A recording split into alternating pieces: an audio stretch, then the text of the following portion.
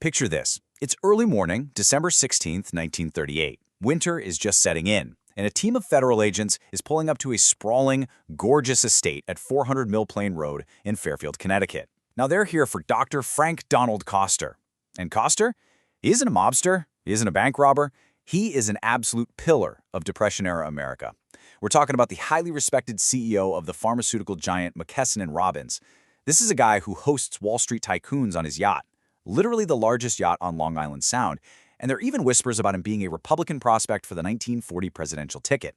But today the feds are here to arrest him on multiple very severe charges. But here's the thing. The agents never even get the chance to read him his rights. Before they can get to him, Coster shoots himself in an upstairs bathroom.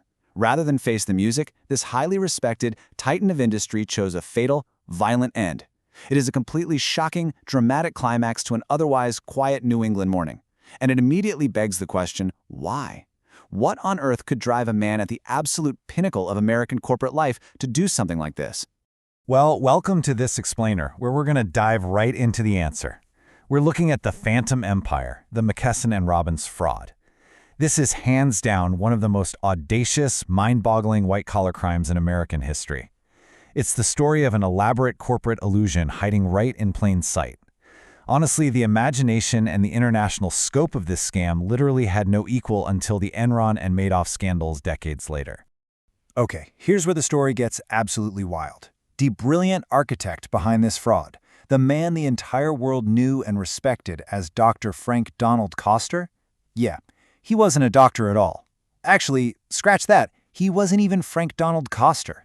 His real name was Philip Musica. He was a known con artist, a convict, who just assumed a completely fake identity, cultivated this incredibly polished persona, and somehow rose to become a titan of industry. Just think about the dramatic irony here. A documented criminal living under a fake name, completely fooling Wall Street, top-tier auditors, and the entire American business world for over 10 years. No way, right? And the sheer documented proof of this deception is staggering. If we look at the SEC's official investigation report into this fictitious crude drug business, the numbers are wild. They found that out of the $90 million McKesson and Robbins reported in total assets, over $21 million were entirely fabricated. We're talking fake inventories, fake accounts receivable, fake cash in the bank. Almost a quarter of the company's value was literally made out of thin air. Let's move into how we actually pulled this off. Section 1, building a phantom empire and untangling this massive corporate web. So how do you go from being a known con man to running a $90 million enterprise? Well, you build a corporate labyrinth. In 1923, Musica starts small. Girard & Company is incorporated in New York. By 1926, he forms McKesson and Robbins in Connecticut to merge his operations, and he brilliantly leverages the prestige of the old 1833 McKesson name. Then, in 1927, he sets up a Canadian subsidiary. Fast forward to 1928, and things are moving so fast, he creates a Maryland holding company just to start acquiring wholesale drug houses all across the country. Through this relentless restructuring, he took a tiny $2,000 firm and evolved it into a massive national holding company. It was the absolute perfect stage to hide his phantom drug business. And this right here is the true evil genius of the fraud. Musica actually maintained legitimate operations. Run mostly out of New York, they were selling real drugs to real people.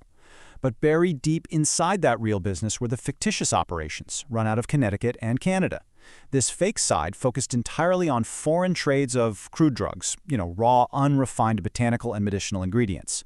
He essentially hid a completely fabricated business deep inside the belly of a functioning, legitimate corporate structure. It's the ultimate camouflage. Just to put the scale of this lie into perspective, according to the SEC report, only 12% of the current assets in the Connecticut division were real. 12%. A staggering 88% were just phantom numbers.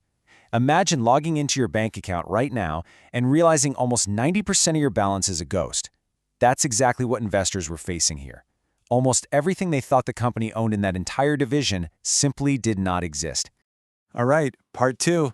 Let's follow the fake money right into the dummy companies. The million-dollar question, or rather the multi-million-dollar question, is how is this illusion actually maintained on the ledgers and where did the real money go? Well, the SEC investigation uncovered a massive, very precise number, $24,777,851.90. This was the total cash outgo tied to payments for non-existent crude drugs and fake services over the years. Over $24 million of real corporate cash flowed out the door just to sustain the illusion of these fake purchases. So where exactly did that mountain of cash end up? It flowed right into a network of dummy companies. First up, you have George Vennard, a major payee who received over $9.3 million. But here's the kicker. George Vennard was actually Arthur Masica, Philip's own brother. He was stealing millions and keeping it right in the family, entirely under the radar. Next, W. Smith & Company collected service and guarantee fees, pocketing nearly $887,000 in totally bogus commissions. And finally, Manning & Company. They acted as the so-called fiscal agents. Basically, they were a fake bank used to clear, recycle, and eventually refund those fraudulent transactions back to the company so the books would look balanced. It was a perfectly closed, brilliant loop of deceit. Which brings us to Section 3, the mechanics of the con. How exactly do you fake an entire global supply chain? To pull this off year after year, Musica had to trick top-tier auditors, specifically Price Waterhouse & Co., and it did it by creating an airtight, 100% paper-based supply chain. Here's the playbook. Step 1. Record fake purchases of crude drugs supposedly sitting in storage up in Montreal. Step 2. Generate forged paperwork showing these exact drugs were shipped directly from Canada to foreign buyers. Step 3. Collect the supposed payments through their own fake fiscal agents, Manning & Company. Do you see the trick here? By making sure the fake drugs never physically touched an American warehouse, the auditors sitting down in Connecticut only ever had forged shipping and banking receipts to look at. And honestly, it worked like an absolute charm. The official SEC files highlight an entirely fake gross profit of over $1.8 million for the year 1937 alone.